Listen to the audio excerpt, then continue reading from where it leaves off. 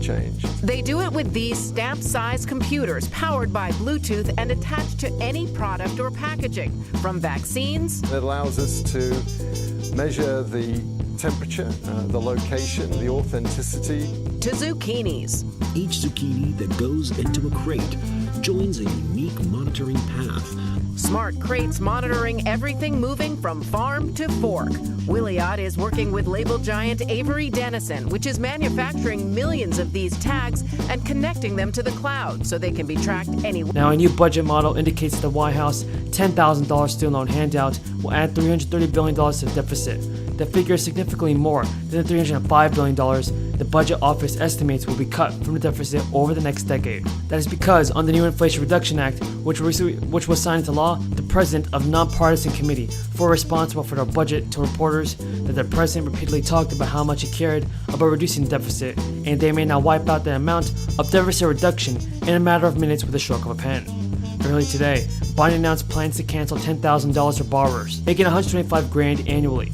Pell Grant recipients will receive $20,000 in debt cancellation, provided their income is below the $125,000 threshold. Education Secretary Miguel Cardona shared his thoughts on the issue. He said earning a college degree or certificate should give every person in America a leg up, securing a bright future, but for too many people, student loan debt hindered their ability to achieve their dreams, including buying a home, starting a business, or providing for their family. It is unclear if the federal government will seek to offset the canceled debt. This is a move likely impossible without congressional approval. According to the Treasury Department, as of February, the national debt stood at more than $30 trillion. The federal budget deficit, meanwhile, stood at $727 billion as the end of July. The White House's decision will only impact individuals with federal student loans of the more than $1.7 trillion owed in student debt nationally. The IRS has released a new announcement in regards to future relief payments.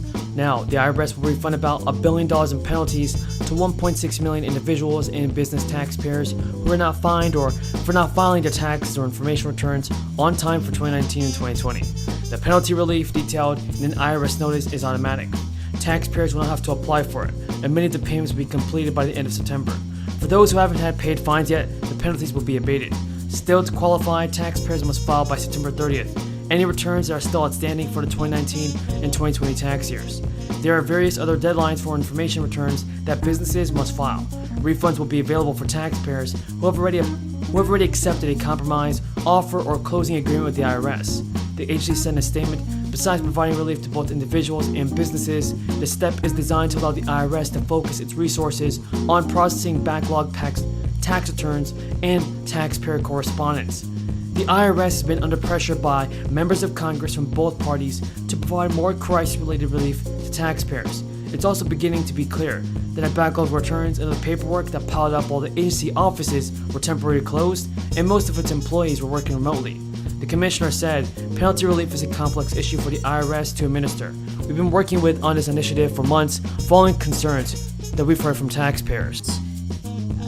That will absolutely, when it's retroactive and it's a surprise, it will absolutely slow our build out. It will slow our closing the digital divide. It will impact our global competitiveness, and certainly it's going to impact our spectrum pipeline. So as the Congress has decided that broadband is an important infrastructure and put it in the infrastructure bill funding, I think that we would very much like to see that any technical correction would treat spectrum the same as any other infrastructure asset. Where, anytime.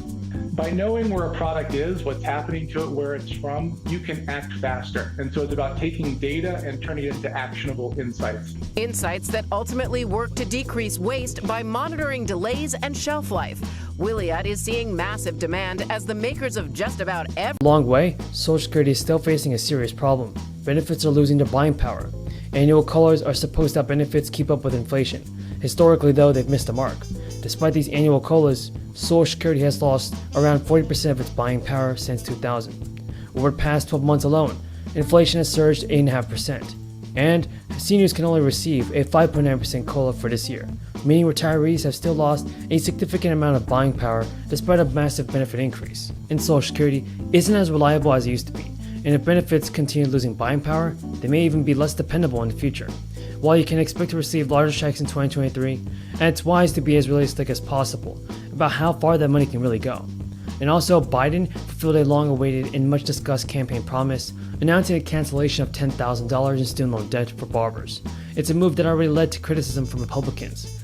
Minority Leader Mitch McConnell wrote in a statement, "This policy is astonishingly unfair. Biden has repeatedly stamped and slammed large corporations for paying little or nothing federal taxes, something he's attempted to change through proposals to raise the corporate tax rate. The relief announcement will impact approximately 43 million barbers, with 20 million barbers seeing their full debt forgiven." And Senator Warnock, an advocate for this relief, said easing student debt will provide long-term benefits for hardworking Georgians, as well as in our economy. Now, Governor Gavin Newsom announced that more than half of California's residents may soon receive a stimulus check from the state, as part of an inflation relief package worth $17 billion.